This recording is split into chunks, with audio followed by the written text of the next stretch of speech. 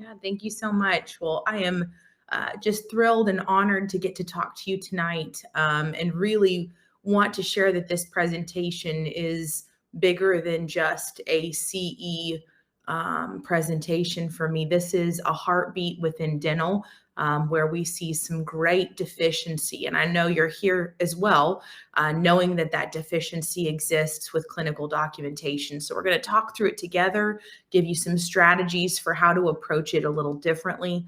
And also investigate, what happens when we are missing that clinical documentation and the fallout. I'll share some personal stories as well as some documented resources online. So I look forward to growing and learning with you tonight and hearing your questions along the way.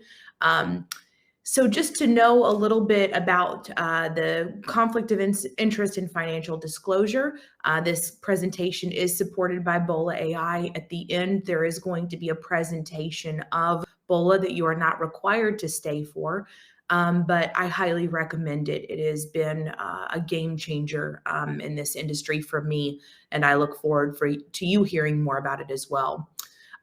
Just to talk through kind of those course objectives for tonight, we want to talk about the importance of clinical notation in revenue generation. I think many times it's lost why clinical notation is directly correlating to your aging and to your financials within the clinic. I want to talk about the indirect and direct impacts of what's happening with the practice revenue, all the way from patient engagement to team satisfaction. Innovative solutions to enhance those revenue streams and get clinical documentation solidified. Practical applications for optimizing your documentation and streamlining things. Workflow is a very big deal to me, and I feel that we're facing a new era in dentistry of a lot of green team members coming on board that don't have the dental acumen and knowledge that their predecessors did. And so we want to elevate that conversation. I want to talk through kind of some regulatory standards of what's required and maximizing this integrity in clinical documentation, the financial benefits as well, and then some actionable items. I want to kind of leave you with some checklists and ideas of the way you can implement this into your practice. I'll be the first to tell you that, as I shared just briefly about myself, that over the years, as I've gone in and done operations and really created new synergy and workflow, the starting point in everything I share with you is a desire that you'll go back with kind of an intense curiosity about where the failures might be within your own clinic, or deficiencies might be within your own clinic, and then work together as a team. So I do C-suite level support right here out of Dallas. I also partner with other fractionals. Initially, I primarily was going in with private equity to determine if a practice would be a good purchase. And so one of the first things we investigate is clinical documentation and consents.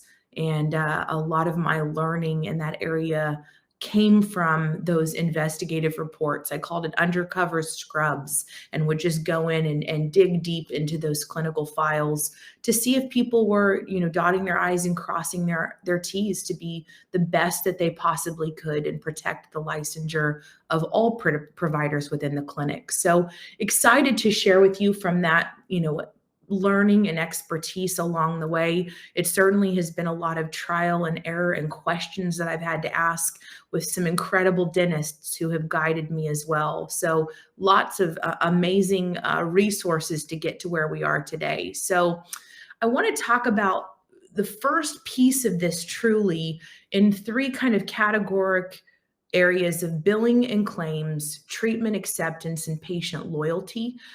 Because for me, as I have seen the pitfalls of clinical notation, I can say these three categories reign supreme of where that fallout lives. And, just if we can think for a moment about the clinical documentation, and I know many of you, when I speak, people will say, I pull my hair out over this topic because I'm chasing someone down to fill in clinical notes. I want to challenge this idea before we even start the process of unveiling these segmented or categories of impact, to say to you, Do you have a process now of checks and balances for your clinical notation before we even get started? And if not, I want you to kind of jot on a notepad, I'm not sure of the steps, or the step is note remains unlocked until doctor reviews next day, or someone's chasing someone down when it submits to insurance. Just kind of put a note out to the side to investigate and be curious about the steps of clinical notation fully in your practice if you don't know them all the way. Let's just say you're the provider and you manage your notes and you make sure they're done. But what does that look like cross functionally? When you finish your note, is it locked? Does it remain open for the billing coordinator to make edits to it before they submit to insurance? What are the preventative and protective measures that exist today within your clinic?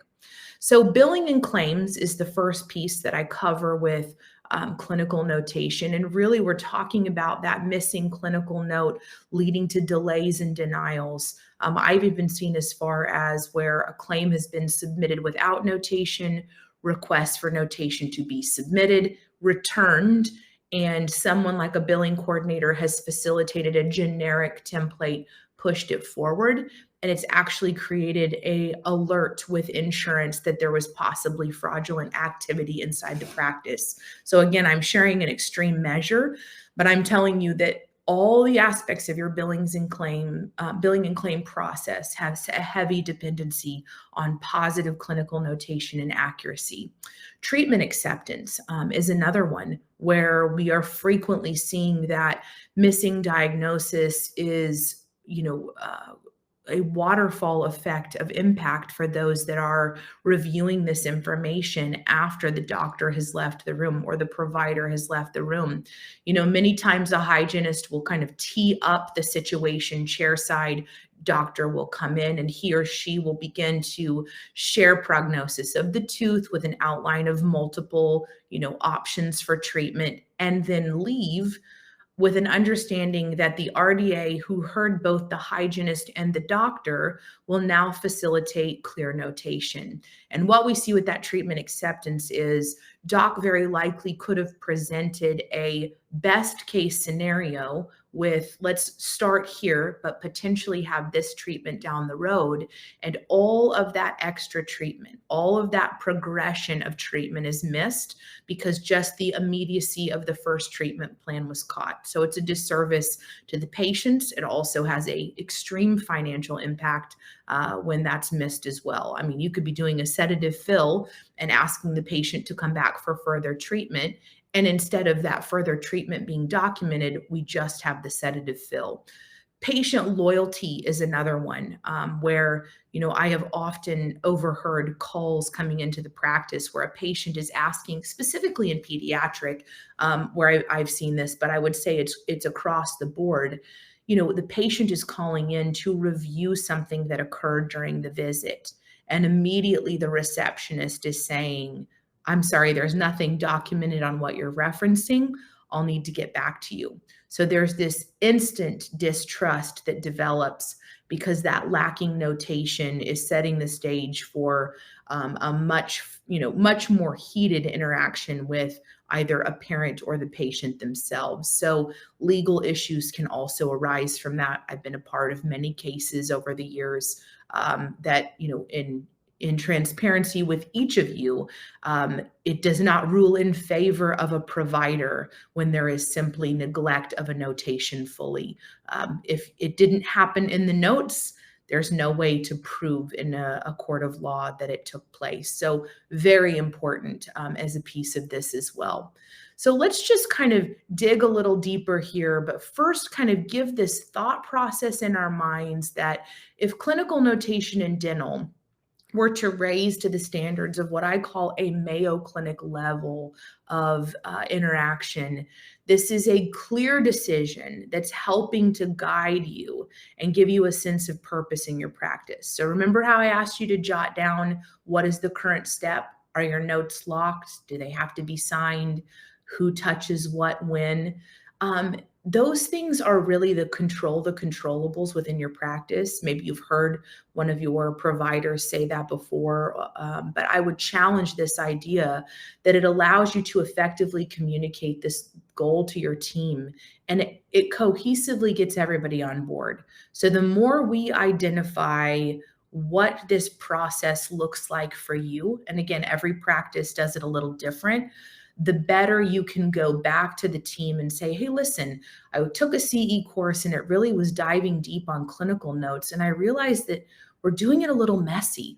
I start the note or I use a template guide and I'm reliant on somebody else. But when does it get locked? And when does it get signed? And who has access to that?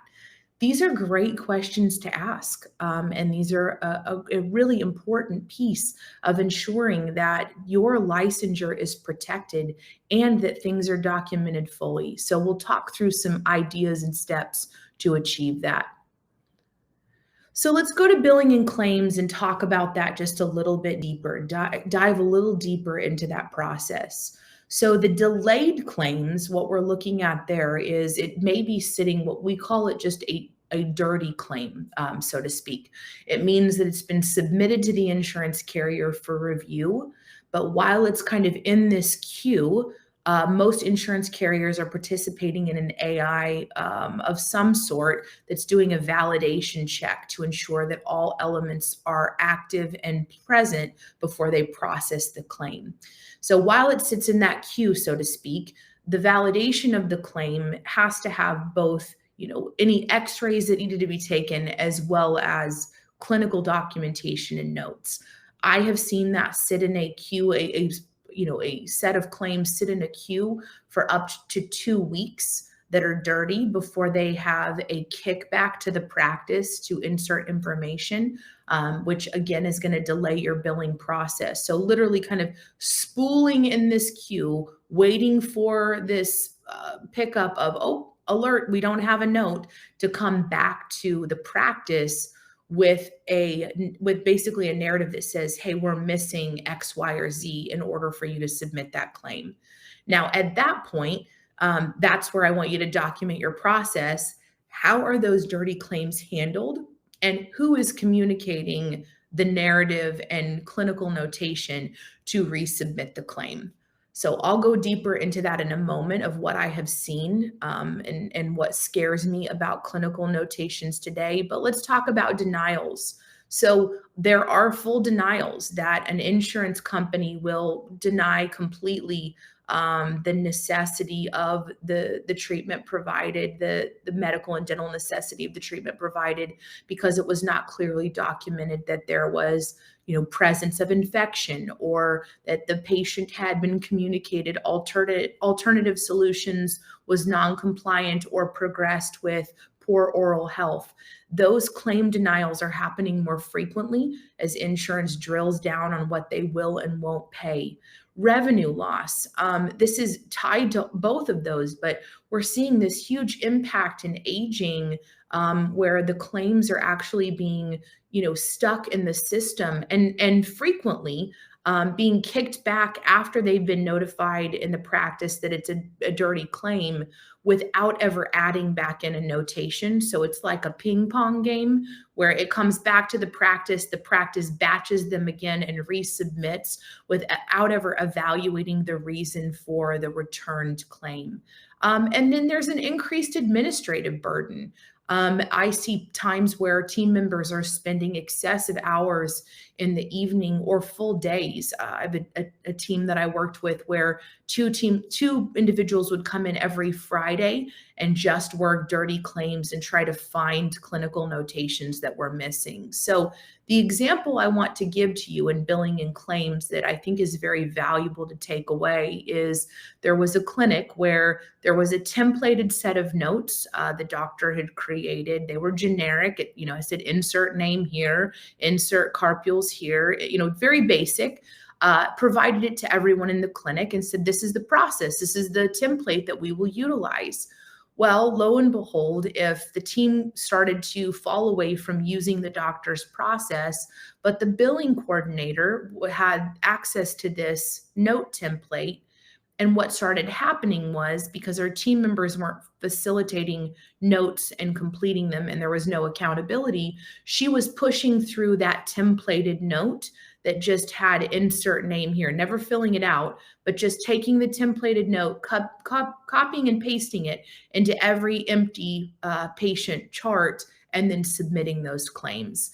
And I can't tell you enough how much of a licensure effect that has, and how hard that can be on the future of a clinic, especially if there was some question of liability, or the state was contacted, or an insurance carrier decided to perform an audit. So let's talk about the treatment planning aspect of this. This is so near and dear to my heart. I actually worked with a practice a couple of weeks ago where I saw a doctor mention to the patient that there wasn't a treatment coordinator that could come in and facilitate treatment planning, because they were short staffed.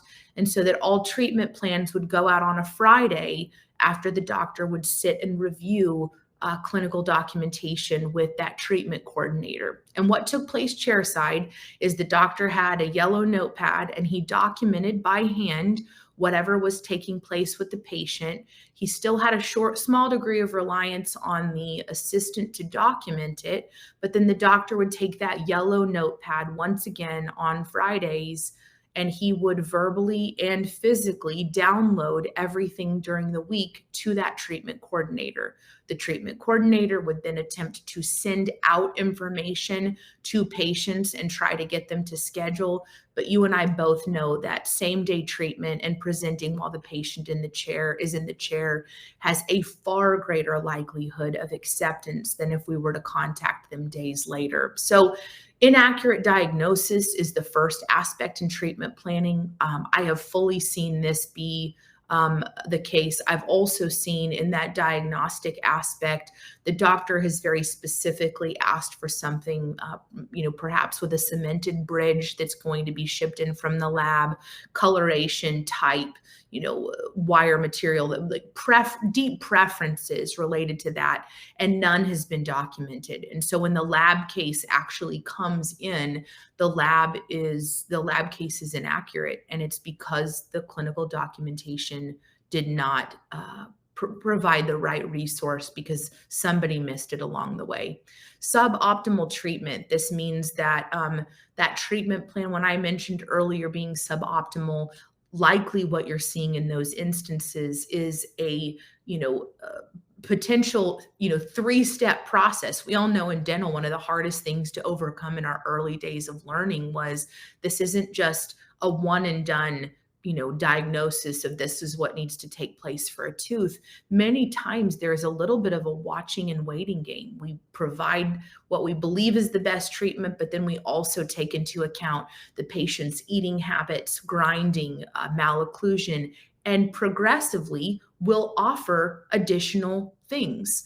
When the clinical note is missing, it's like we're stuck in zone one, and it's suboptimal because it's not progressing to the things that the doc feels is best for the patient.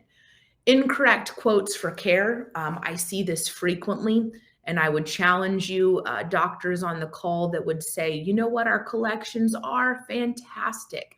Okay, that's great. You're aging, fantastic. Okay, great. But let's talk for just a brief moment about your adjustments, because while your collections look good, there can also be something behind the scenes taking place with adjustments, which is likely related to treatment being written off because it was not quoted in the beginning. I had a doctor that for almost a year had someone new doing treatment plans that was never including the pin retention with the crown. He was making the assumption that both were paired and grouped together, when in reality, the patient was never being quoted that, and the pin with retention was being written off every single time over the course of a year.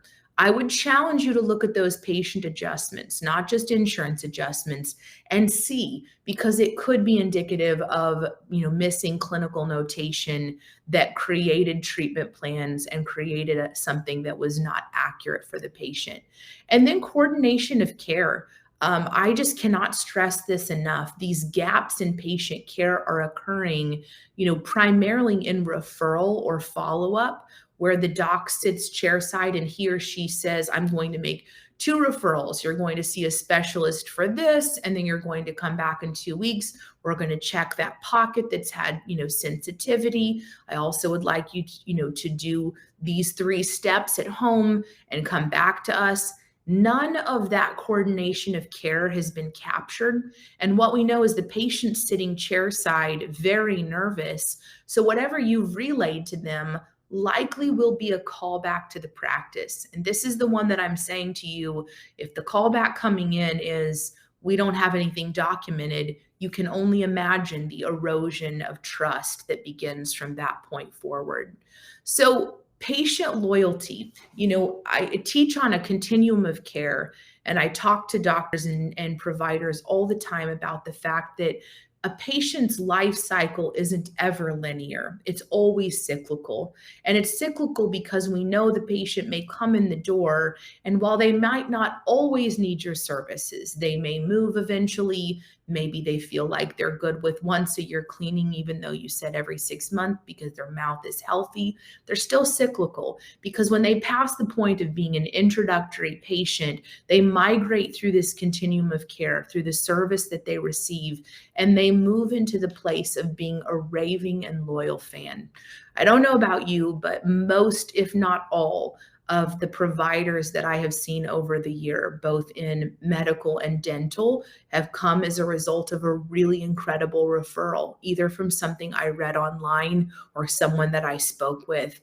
And I can never stress enough that no marketing could ever produce what one raving loyal fan could do, because when they have a good experience, they tell everybody. And when they have a bad experience, they tell everybody and then some.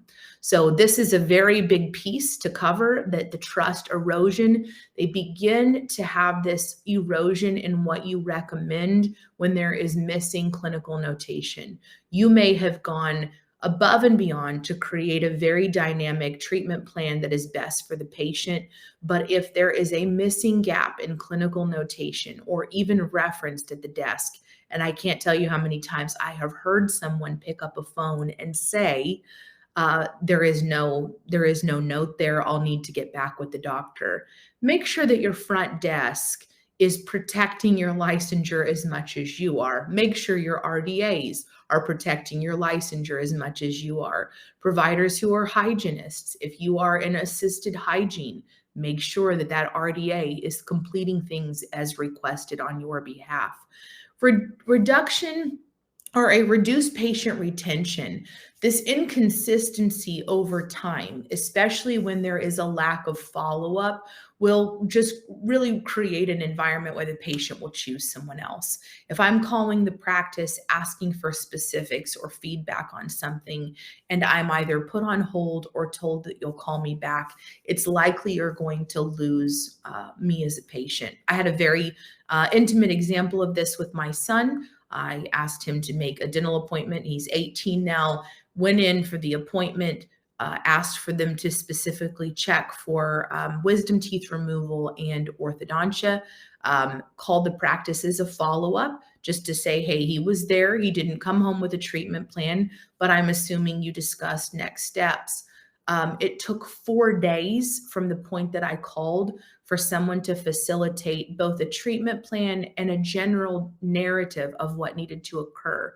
When the narrative came to me, it included an extraction and a root canal that were not part of my son's treatment plan.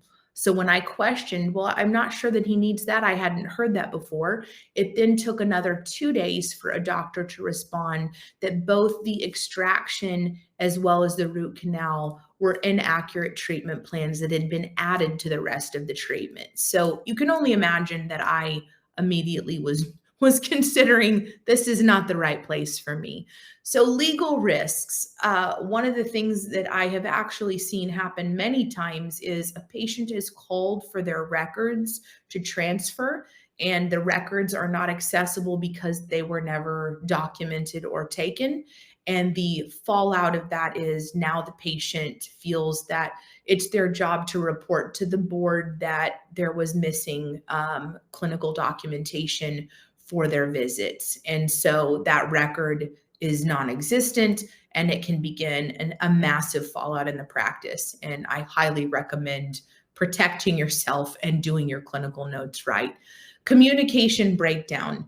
That's a little bit more into what I shared earlier, but I can't stress enough that that communication breakdown can lead to those missing follow-up pieces as you go. So just keep a focus, a center focus on those things. So missing clinical notes will complicate your follow-up care. They can necessitate repeat procedures, treatment delays, and lead to miscommunication, and it'll disrupt the entire continuity and effectiveness of your patient care. That one missing piece of clinical notes is having a much larger effect than you potentially realize on the way the practice is performing. So the Mayo Clinic, to kind of preface with what I shared earlier, the Mayo Clinic level of notation is what we want to challenge you to get to tonight. Remember, I asked you to jot on your notepad, what are your processes? From this point forward, I'm going to share steps and ideas for you on how to mitigate risk and achieve a level of excellence. And I really truly believe that the Mayo Clinic embodies the highest level of excellence in healthcare, and serves as a great example for us as we move forward in dental. So they emphasize the importance of high quality patient-centered care with a primary value that the needs of the patient will always come first. This principle guides all aspects of their medical practice, ensuring that the care is delivered with respect, compassion, and excellence. The clinic focus on the comprehensive integrated treatment plan that provides and prioritizes the patient's well-being involves a team of specialists who work collaboratively to provide the best possible outcomes. For those of you that are on the call that are an incredible hygienist, you know the value of a solid handoff to your doctor. Full documentation, ready to go. Doctor comes in. We're a team together. We're specialists specializing in your mouth and your oral health.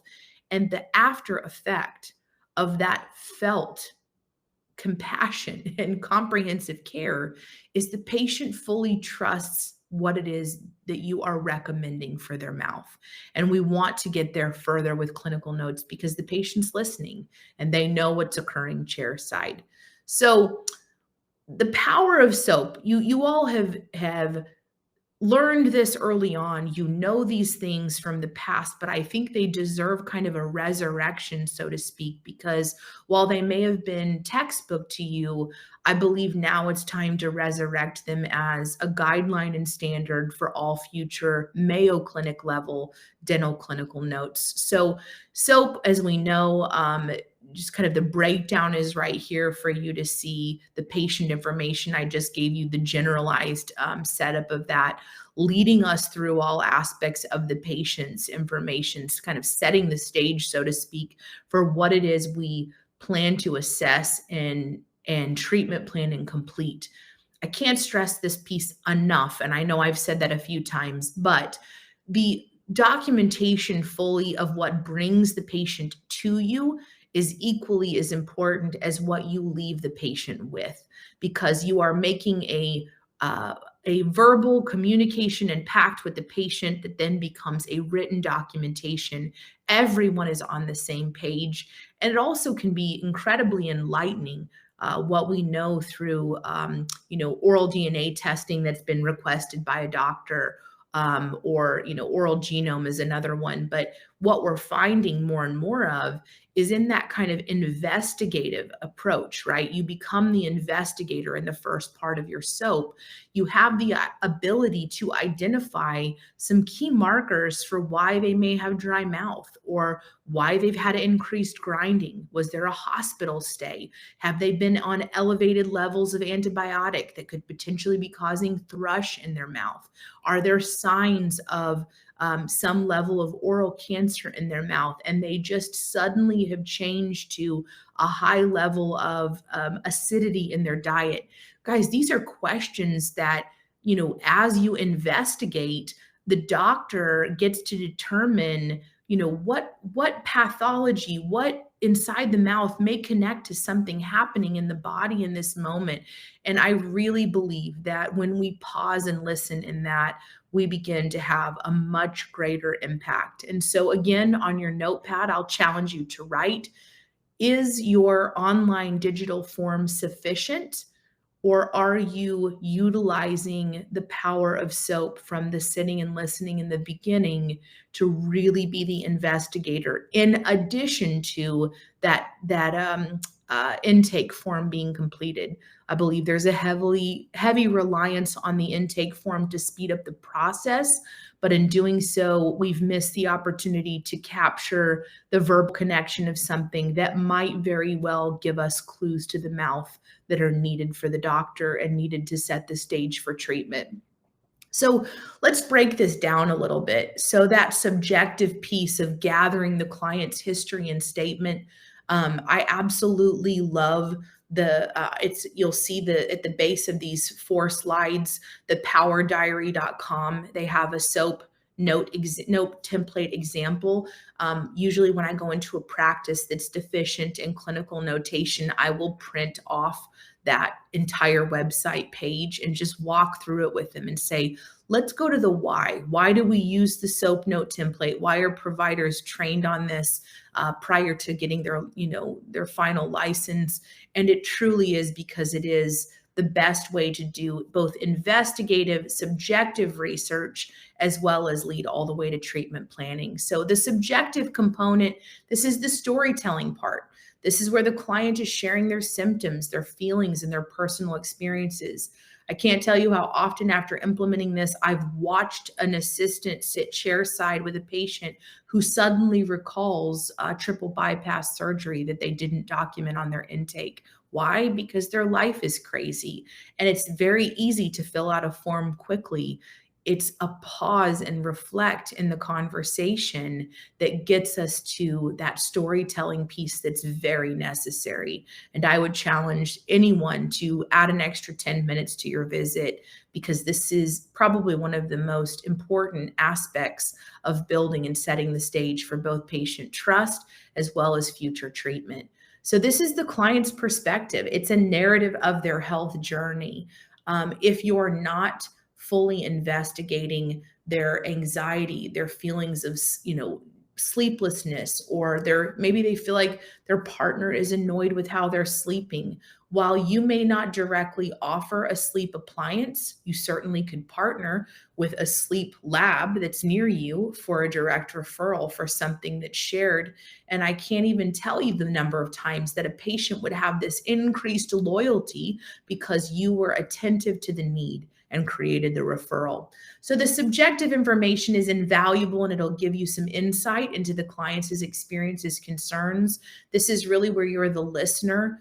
You're fully gathering information. This is also an opportunity to begin to start the clinical documentation process as you listen in the beginning, and then to start to kind of capture the narrative as they go. I recommend that anyone that is chairside is always ready to capture while the patient is speaking and fully relaying it back. So what I heard you say was, and then making a documentation of that.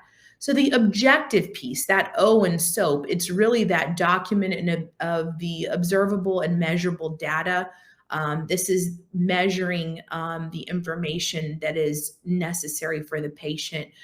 If you're not doing a blood pressure check, you should be, as well as their heart rate. This is a very important piece to check before anything begins.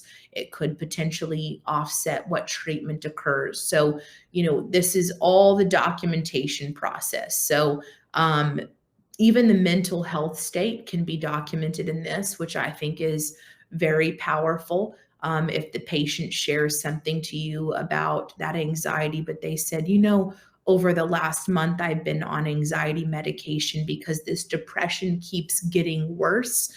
It's very recommended that you make a documentation of a worsening condition or something that they might want you to know for the future is coming. Like, the doctors put me on this, but down the road, if it doesn't improve, I will be on this. It's still part of the dental process because dental is equally as relevant as anything healthcare or medical. And for whatever reason, we sometimes divide the two and say healthcare has a greater focus on clinical notation and that observable data. No, it does not. Dental is equally as important. It's the whole body. And so we want to make sure that we're meeting all of those standards as we go. So the next piece of that is the assessment, the practitioner's diagnosis or impression of the client's condition. This is really, for me, an important piece that could be started by a hygienist and then finished by a doctor, where the assessment begins with the perio charting and notation of pockets and sensitivity, as well as increased signs of malocclusion or something that's a visible aspect. It could be the assessment in SOAP. For me, the diagnostic piece is obviously the doctor-driven component, but the provider, such as a hygienist, could be setting the stage with visuals of what's been seen. And we know that the hygienist can't do the diagnosis, but they certainly can set the stage and start to document what they see with the patient's condition and start to have that accessible. So we're outlining a treatment plan for I call them clients, but they're patients as well. And this process of diagnosis and development leading to the treatment plan, this is the most important aspect that we could possibly get into. I am giving you the medical reference of this for SOAP because I want you to see the value of what that plan starting point looks like in a medical setting and how this transfers over into dental. So just as in a medical therapy, a specialist would recommend low dose anxiety, schedule weekly sessions, and book a follow-up for the next week. In the same vein, dental would look the same way. So your treatment plan outline very well could be, we're going to have you start with a new mouth rinse. We're going to go ahead today and take care of those 2 fillings with sensitivity. Next step will be come back and let's take care of the next set of treatment. But as you can see, that outline, as derived from this SOAP template, becomes the critical next step in care. So don't miss the opportunity to fully facilitate all aspects of what needs to be there for the patient. So there's power in checklists as well. I included one that I just built for a practice after we kind of sat through the process of what are we missing and how are we not getting there. It's interesting, the main doctor who wanted this checklist said, every time I go in to begin the process of diagnosis and treatment planning, nothing's ever ready, or I feel like things are clustered and confusing. A checklist can help facilitate some order to those things. It also could be on a dry erase sheet with check mark boxes to the side, but that could be utilized to where the doctor could at a glance look into the room and he or she could see that the checklist is done, thumbs up is given, and then I come in for diagnosis. Because when these elements are missing, where there's kind of like a precursor to the doctor coming in, this is the setting the stage for what needs to take place when the doctor comes into the room. So this is one example of many. Every practice is different, but a doctor that could come in and just say, listen, before I do my diagnosis, these are the things that I want. I would challenge the idea that something chairside that's laminated that can be checked off and the doctor could visually see before coming into the room will likely help you avoid the pitfalls of missing elements. I've seen where a doctor started an exam but was missing the tooth by tooth check before he even came into the room, where they were just, going in and taking pictures with the camera to get ready for the doctor. Doctor left and he never came back in to finish the exam. So we want to just challenge that idea. So the other element of that checklist, this is a front and back sheet, was this documentation aspect that we talked about, right? The SOAP. So, really setting the stage for the standard of care. These are examples for you of ones that have been created, but to challenge you as well that things have been accomplished to prepare for the doctor to be chairside. This is setting the stage for everything that follows. Is this the perfect end all be all? Absolutely not.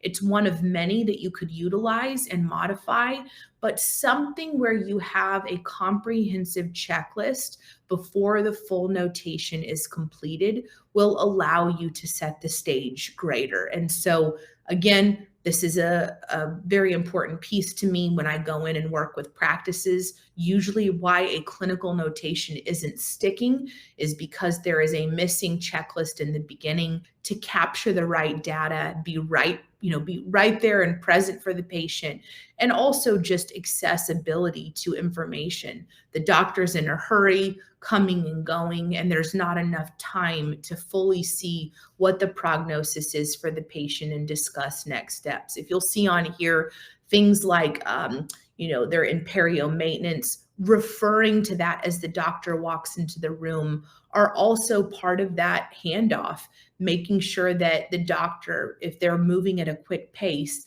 is still pausing to be reflective of the things that are necessary for the patient's care.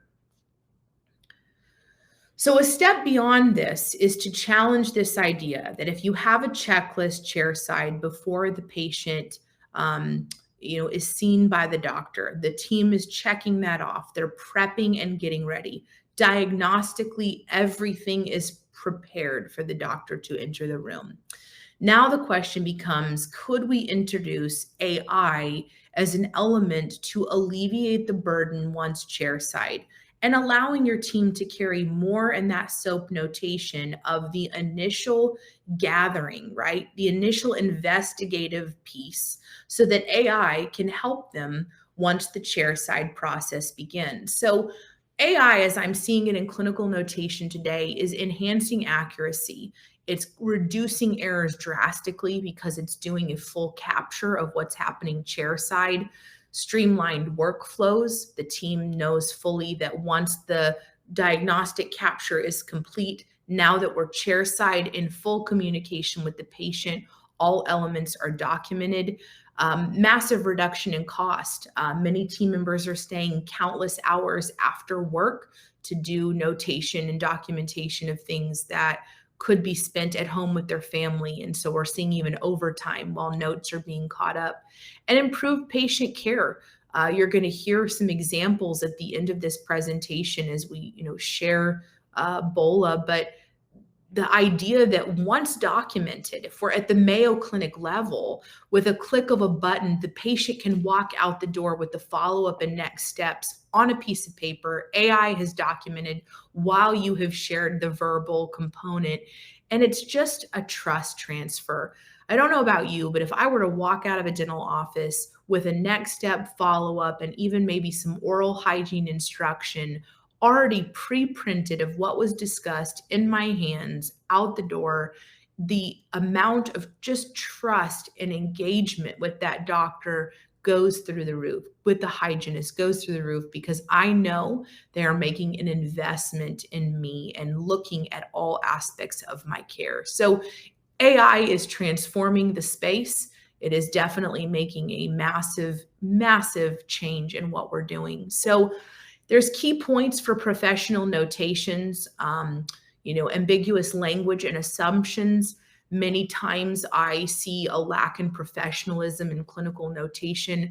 Really, if we're elevating all clinics to the Mayo Clinic level of care, we're leaving out things in nature that are unnecessary, like, patient presents with a bad attitude and told me to forget it today.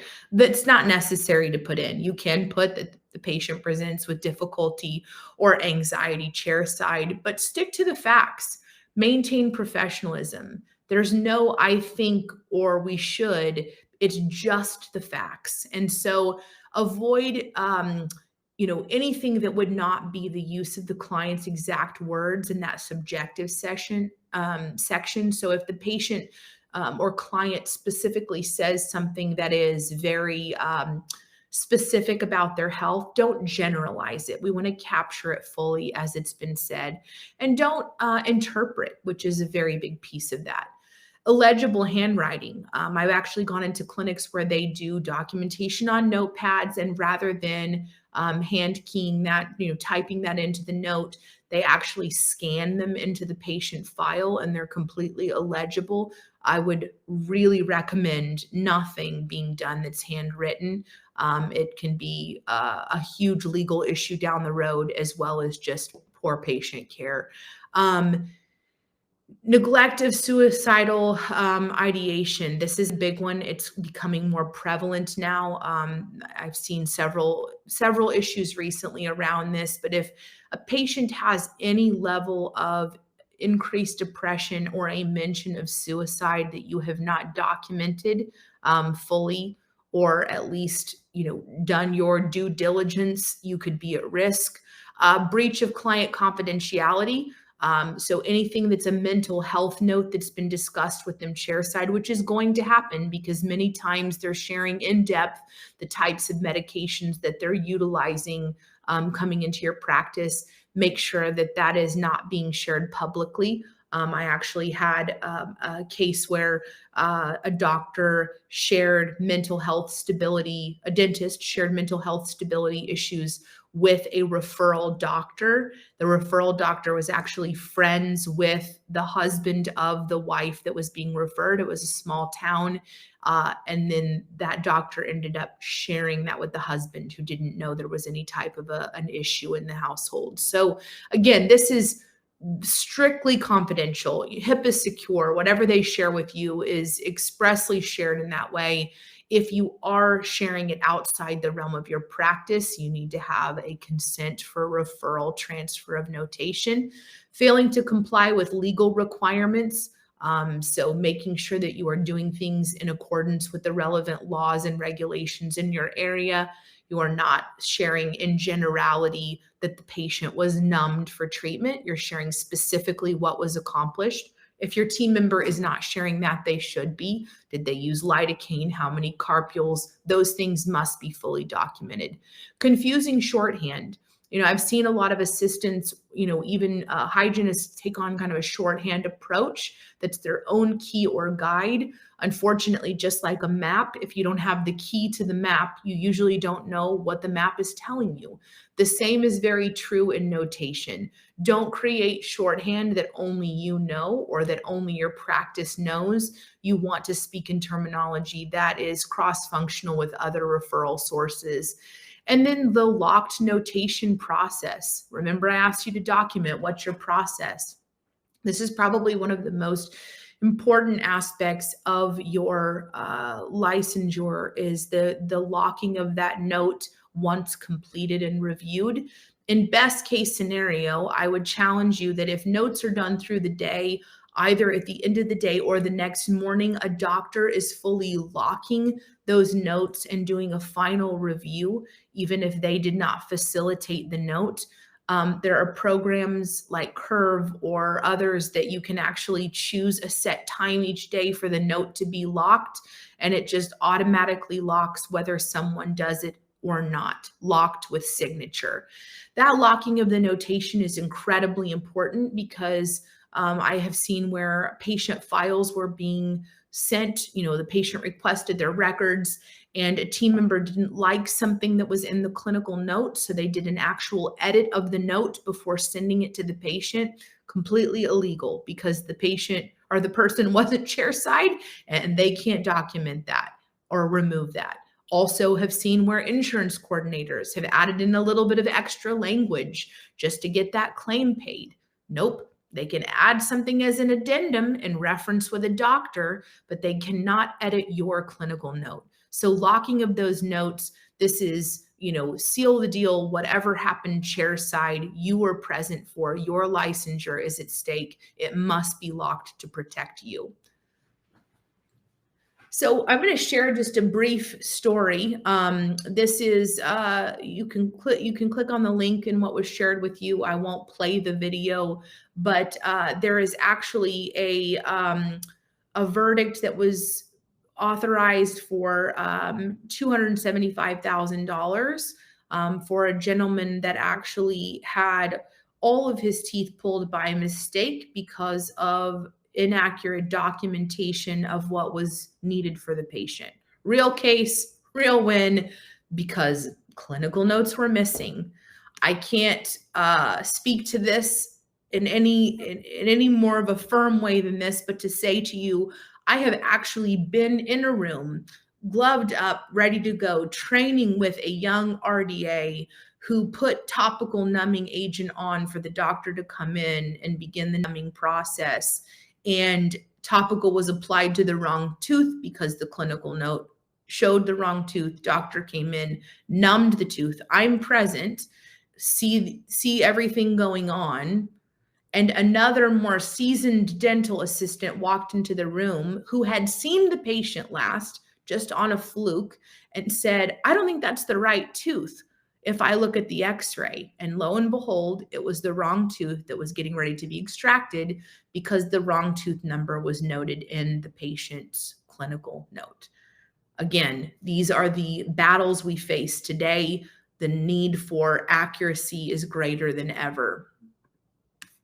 So we're going to go backwards and talk about some accuracy of dental charts documented from PubMed in the UK. This was a fantastic report.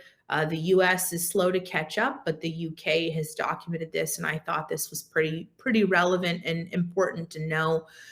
14 dentists were assessed with other dental charts of about 1,100 new patients. 44% of those charts were found to be inaccurate. The best performing practices still had 16% inaccuracy.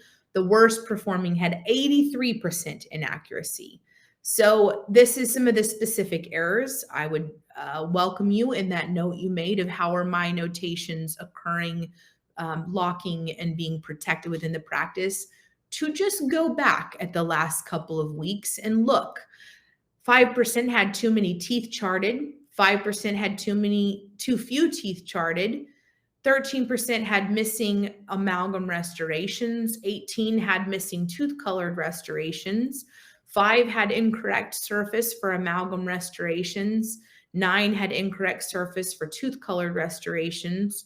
7.5 had amalgam charting, but charts not present.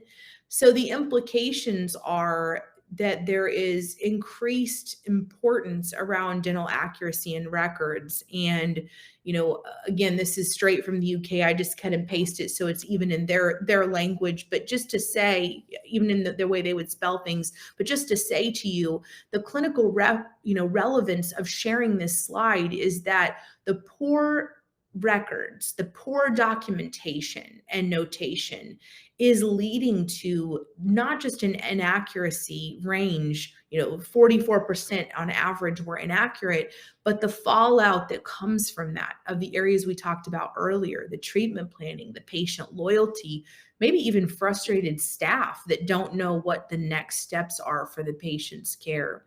So we're going to go in depth into kind of this journal for a brief moment, and then we'll wrap things up here. We're almost finished, but this is an actual journal recording of the failures from dental diagnostic failures from the patient's perspective and what we can do to improve it. So the objective of this case study was to determine the diagnostic errors, and it's been an understudied area for some time, and then identify kind of some patient-centered strategies for solving that.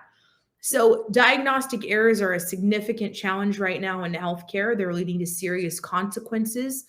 Diagnostic error is defined as the failure to establish or communicate an accurate, timely explanation of the patient's health problem. Again, are your team members saying to patients, we don't have information on that, we'll need to get it? Or as a hygienist, are you seeing a patient for recare and there's no documentation from the last recare? So it makes it difficult for you to cover things that you're seeing, areas where there is potentially, gum tissue that's irritated, or, the malocclusion issue that's been known for a while, but you're having difficulty flossing. When notation exists, it's easy to reference because you can say, we've covered this with you before, but you know how I spend a little longer on those front teeth? Well, the last time we talked to you about X, Y, and Z, you're setting the stage for how that patient has a greater interaction. So, methods for data capture in this study, they just gathered individual patient interviews, social media recruitment to find these individuals, and just how can we capture this data. And so really what we see happen is this result in the patient experience that follows, that they experience prolonged suffering or disease progression or unnecessary treatment and new symptoms. Again, remember what I said, sometimes we're even seeing inaccurate treatment plannings or a patient coming back for treatment that was not recommended. I've seen where, a periodontal condition has been diagnosed, patient has been set up for, perio care and then periodontal maintenance that would follow. But the doctor didn't say that. The doctor said, we're going to do a chlorhexidine rinse, we're going to put a watch and do a little bit of a debridement, and then we'll come back for the next step. Things that are missing, you guys. And again, whatever doctor diagnosis exists, there has to be this increased patient experience. So, emotional and physical toll of those data-driven failures is a big piece of that. The contributing factors are the poor provider communication, which, as we mentioned earlier, are very much so solved through AI documentation, real-time capture of what's being said chairside instead of the telephone game of, did I get it on the notepad and did I communicate it to the treatment coordinator on Friday? Inadequate time spent with the provider. That means that the doctor came in fast. I mean, I have said to some doctors, you look like you're on roller skates because you're running and going you're rolling and going to the next clinic or the next patient. What does that look like within your practice? And what could you do to increase and enhance, even with an AI solution, documentation to eliminate those things? So, the impact is diagnostic errors leading to negative outcomes, deterioration of health, emotional and psychological distress. The financial burden could be a part of that, or even, a mitigation of something. Many times I have seen where there's a recourse of, I've shared the wrong treatment, the wrong amount. I'm going back to the patient now that they're back with the doctor and having a very awkward conversation about, we know you're here today for X, Y, and Z, but actually it's A, B, C, and D. And that to me is very difficult to overcome with a patient, and all solved by clinical notation. So patient-centered strategies are enhanced chairside manners. Capturing via AI is a huge piece of that. Conducting more detailed patient diagnostic workups, using those checklists to create that. Improving patient self-advocacy and health literacy. That one dynamically comes from the first part of the SOAP notation, right? It's the gathering of what's best for the patient. And then developing enhanced reporting systems for diagnostic errors. How will you fully facilitate a checklist of diagnostic capture that leads to the best results for the patient and then clinically document it? So, the conclusion is that when we are looking at and fostering this idea of clinical learning and improvement, I believe embedding those SOAP notations, it's leading us to a better diagnostic approach for the patient. It's also going to increase your revenue. Patients are going to accept treatment from a doctor and a team that has their act together, where it's fully documented and they can put their trust in you. So, this continuum of care begins with SOAP notation, understanding the value of this, and understanding AI as the game changer that facilitates all of these things and how it works best for you. and then truly building up this practice model that's best for the doctor to come in and do diagnosis and alleviate the burdens that are currently tied to missing claims, patient loyalty, and all the things that are affecting your revenue.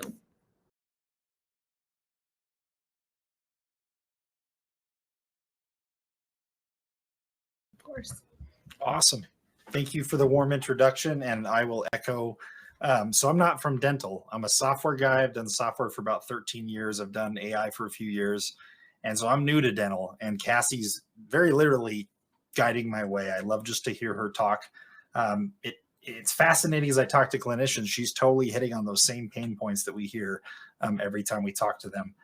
So I'm here today. I'm going to talk to you about Bola. So I'm the director of product at Bola. So what that means is I'm the guy that works with the engineers and designers to build the software. That's kind of the simple definition. Please drop any questions you've got AI-wise. I'll try my best to answer those, and specifically anything that we go over here. So I'm going to kind of start with the presentation, and then I'm going to go through and do an actual demo of one of our products today. Okay. So first and foremost, I love to show this slide. I'm going to talk about clinical notes. We call it the AI Scribe solution, but we actually have a tool for voice perio. So you can add pocket depths, gingival margins, bleeding, all with your voice instead of having to have your hands on a keyboard or having to have a dental assistant in the room. And then we also have a brand new voice restorative product. So basically add procedures and conditions with your voice. You literally just turn on a mic and start calling them out. And instead of doing, 5 clicks per condition, for example, you're just literally saying something in 1 second and adding it to the chart. And then we also have some elements of end-to-end navigation that we're working on. So for example, you can jump between a perio chart and the restorative chart currently. So there's more to come there. But the point I'm trying to make on this slide, we do more than just clinical notes. That's just our newest kind of feature that we're working on. Okay, so let me real quick just set the stage. You're hearing AI all the time. It's all over the place. Apple just did their big developer conference. You're hearing it in the news every single day. What is AI? So I'm going to give you a super simple definition of AI. I'm going to give you a visual so you can remember this. So think of AI as basically a mechanism to perform tasks on a computer, right? So literally think of your computer as a child, and you give it some Legos and you say, put these together. If that child has never played with Legos, has never seen what a minifig like this looks like, they're going to be like, I have no idea how to put this together. So what we do with AI is we basically show the AI multiple examples of this is how it should look, this is the correct placement, this is the incorrect placement. And eventually, with enough training and reinforcement, the AI can go, oh, I know exactly what you want me to do. You want me to build this miniature figure. Right? So it's the same thing here. As I talked to you about clinical notes, I talked to you about charting. We're basically teaching the AI through hundreds of thousands, millions, sometimes even billions, we'll get to, examples so that it can do something reliably, can do something in a consistent quality way.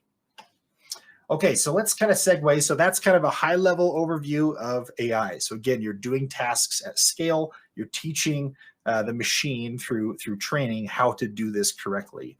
Let's talk about our AI Scribe. So essentially, this is a clinical notes solution. And really, the way we're thinking about this clinical notes solution is we want this to be an input to patient records, obviously.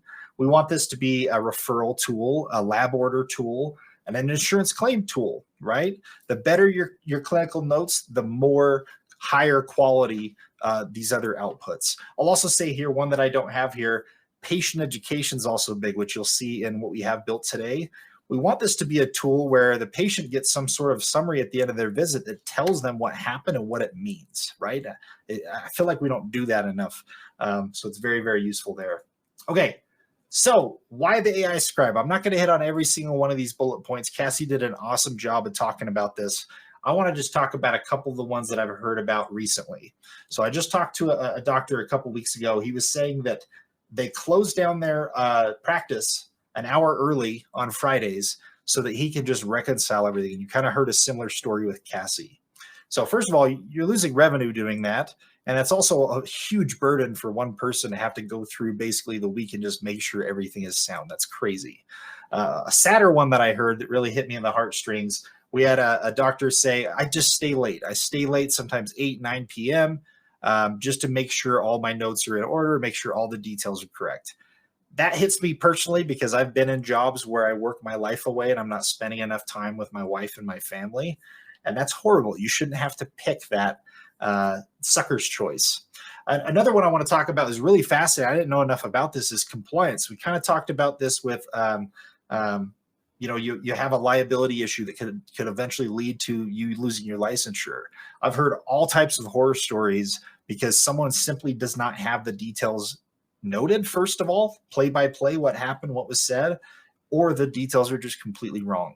So again, we have a ton of different benefits that our AI Scribe handles here. These are just a few I wanted to pick out. Okay, so here's what you're going to see in just a second. I'm going to turn on a mic in a second. I'm literally just going to start rambling like I'm doing right now, and you're going to notice the AI is just basically picking up everything that I say. So it's that easy. You just click on the mic, you start talking.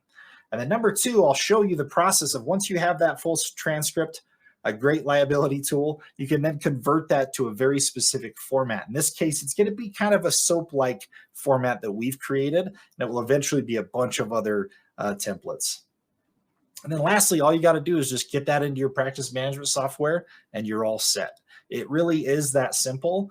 I'm doing a demo with some headphones, but even if I was using my mic on my computer, it would work the same. Okay, a couple more things here. I'm going to show you 3 different technologies. So again, I mentioned transcription. That's the robot interpreting what I'm saying. Number 2 is something called the clinical map, which is really cool. This is going to allow you to make sure your staff is consistent. They're hitting the key pieces of that note that need to be handled in that specific procedure or exam. And then the last one I already talked about, we actually use something kind of similar to what you see in the news with OpenAI. We use a large language model where we basically take the transcript and we say, okay, I've taught you to write a note in this way. Please put it together in this way. So you'll see that in action. Okay, last thing I'm going to say here, and I'm going to jump right in, is there's 2 different use cases we're working on. I'm going to show you the first one here on the left, freeform. So think of like a medical emergency, think of like a surgery note, a new patient intake. So it's really just me capturing all the details and then structuring that later. I'll also show you what we're working on right now, which is basically exam-specific templates. So a prophy template, a filling template, anything you can think of, root canal prep. That's all the stuff that we'll kind of build later. Okay, let me make sure. Oh, yeah. Okay, I'm going to jump right into my demo. Okay, so we're right in the process of launching this, by the way. This is going to be coming out this month. So that's what we're working towards in terms of a target. Okay, again, I'm just going to turn on the mic. I'm going to start rambling. I'm going to say some things in a silly way on purpose. So let me just say that now so you don't think I'm losing my mind. Here we go. Patient presented for a fistula in her gingiva upper left. A PA image was taken. She also mentioned she has a Labrador Retriever. I thought that was really cool. I have one as well. Remember that for the future. After the exam, Dr. Harris believes that tooth number 3 has become infected due to a recent root canal therapy. No updates to medical history, no contraindications, no known drug allergies, no tobacco use. We've referred the patient to an endodontist for treatment. We've also given them antibiotics. We've asked the patient to follow up with us once they have met with the endodontist. Okay, a few things happening there I want to point out. So first of all, you kind of see the transcription here. I could even just copy a section, or I could copy the entire transcript if I want. A couple things you may have noticed. One is I said PA image, but it wrote it out. So one really cool thing about our AI is you can say an acronym or you can say a term, and then we can basically say when someone says that, this is what you insert into the transcript. So that's great for, if you want to say NKDA instead of no known drug allergies, you can do something like that. I also want to point out, I don't know if you guys noticed this, but as I was talking here, you notice these little teeth filling up and turning green. So this is what we call our clinical map. This is a really cool tool.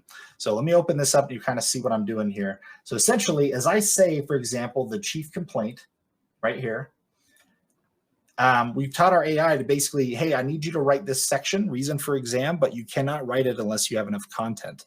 So that's why you kind of see each of the teeth filling up and differently, because it's waiting for enough content to be like, oh, okay, I've got the chief complaint, I'm good to go.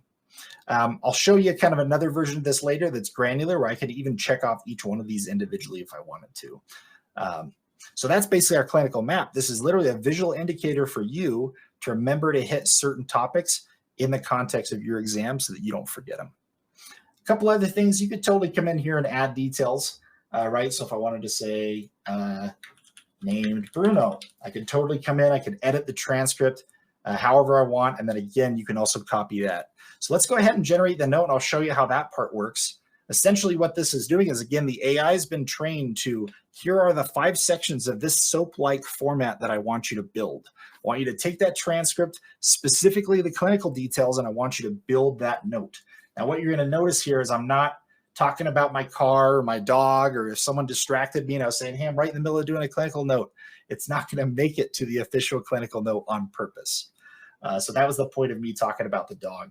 So here is, again, the example of the note itself. Same thing. I can edit this however I want to my heart's content. I can copy this. I can regenerate it if I just don't like the wording, or I can go ahead and download it and save it to my computer. And then the other cool thing, I love this because this was kind of an idea that I had. I didn't know if it had legs, and clinicians love it. So this is basically a simple version of the transcript where we explain, here's a summary of what we talked to you about. And then we have a section on, here's what the doctor told you, right? And then we have a section on, okay, here's what you need to do. You need to schedule an appointment with the endodontist, for example.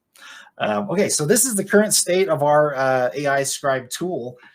I'm going to go ahead and show you where we're going next, what we're actually building right now, which is our dynamic templates. Perfect. So this is a prototype. It looks like it's an app. I'm totally faking it, so I just want to make sure that's clear. We're building this right now. So essentially the way our dynamic templates will work is at the beginning of the page, you probably saw a drop down where you select the template. So here I'd select Crown Prep. And basically here on the left, I have kind of a pre-written template, and then I've got these blue placeholders. These are visual indicators for me to say these things. And then again, over here on the right, I've also got my clinical map that's also going to tell me the same information. So the way this would work is I'd say something like tooth number 2, June 11th, 2023, Dr. Harris, Prozac, no known drug allergies, 120/80, 85 beats per minute. And essentially the AI would go in there and it would fill out each of those items. I don't have to do it in that order. We've taught our AI that when I say 85 beats per minute, it knows exactly where the heart rate is, so it will replace that variable. And then again, here on the right, I can kind of see the very specific information I covered. What we're also going to do is if I just go ahead and hit continue here, it would pull up a prompt and say, do you want to mention habits and past surgeries? We could totally prompt your team to do that. So anyways, so that is what we're working on with the AI Scribe. Yeah, let me know if you have any questions. There are a couple of questions here, CJ, and I want to remind you too, at the top of their screen, there is a blue banner. If you tap here, you'll be taken to a way to schedule a demo, actually, and see this in action further. For the people asking for the quiz, please log out at any time or wait for the quiz. It'll be sent at 6:30 p.m. Pacific time. Let me go back up here to your questions. I see that there were a couple that were answered already. Can you train your voice? Yeah. Can you train your voice to AI if you have an accent? Yeah, we actually do that now. So for example, perio, when you say separation, we train on literally hundreds of different accents, dialects, inflections. So that's actually something we already do today so that the AI recognizes you properly. Yep. What programs does it integrate with, CJ? Yeah, software management programs. Our AI Scribe is kind of standalone right now. It's a web app. We're eventually going to support all the different cloud-based and desktop-based practice management softwares we do today. So for example, Perio, I believe we have 8 different integrations, Dentrix, Desktop, Ascend, Curve, Fuse, EagleSoft, Open Dental. I know we also support Enterprise as well on the Dentrix side. So yeah, ask me if you have a specific one in mind. With the AI Scribe, our goal is to do the same thing. So those are kind of already baked in, those integrations. Our AI Scribe, we're going to build out those integrations after dynamic templates. How much does it cost? Do you have a cost range, or will they need to reach out to you? What's the best? Oh, I'm horrible on this. I would reach out if you literally just fill out that form on that link. One of our salespeople will do a short call with you to kind of run through that. I do know that we offer each product separately, so perio, restorative, and clinical notes, and then we're now doing like this new bundled price that's a little bit cheaper.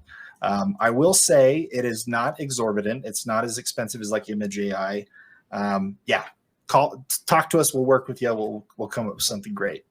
Great. When will orthodontics be available? I don't know if we addressed that earlier. Yeah. Oh, okay. So my sister is basically like a front office manager for multiple ortho offices. She asks me this all the time. I literally just went to a conference too with Cassie. We talked to some ortho folks. So soon, I do think clinical notes, I want to build some very specific specialty based templates. And then I missed a really important note. We also are going to build the ability for either you or our team to build custom templates. So to take what you have and literally port those into the AI Scribe tool. So that will also come later. Can you add things to AI like common terms rather than technical terms? Yes, absolutely. So again, I mentioned kind of that, we call it a dictionary, where you can say, when I say PA, say this. We can totally do that as well with like custom terminology. Yeah, that'd be cool. Okay, question about, does it integrate with EagleSoft? I think you answered that earlier. Okay. Yep, we have perio on there now. Restorative isn't on there yet, but we have perio available today with EagleSoft. Yep, we have a partnership with Patterson too. Excuse me. Question, you mentioned SoftDent and CareStream, I think, too, and someone has asked about that. What are the next steps when they sign up for a demo with you? What can they expect? Yeah, literally our team will talk to you about kind of your needs. They'll walk you through the products. They'll do demos for you. The other thing I like to say is if you do close your deal, we don't just like hand you the keys and say good luck. You actually get an onboarding person. You also get an account manager, and they literally teach you the ropes. They show you how to use it. They're even your way. Like if you have any issues or even if you have feature requests, you can surface those through that person. So you'll always have someone to talk to, someone to go to for help. We also have a great like documentation help center and a support team. I have to tell you, 30 years ago, there was a program that came out when I graduated from dental school, which was 30 years ago this week, actually. There was a periodontal charting program, and it required this big, huge intraoral camera and everything. You had to wheel it into the operatory. But it was voice activated. And if you didn't have a Southern accent, it didn't work. So I don't have one. So I had to retrain myself to speak with this Southern accent, and then I could get it to do what it was supposed to do. It was a great program for back then. Yeah. Wow. Any other questions here? Can you give us a list of softwares, again, that Bola integrate with? Yeah, I can drop those in the chat. I'll drop all the practice management softwares at the top of our website. Let me pull it up here and I'll tell you exactly what tab to click on. If you actually click on customers and then practice management partners, we actually show you what functionality is available for each of those partners that we currently have integrations with. Again, there's a bunch more we don't have yet. We're going to get those, but look there. It will tell you kind of the state of that particular integration.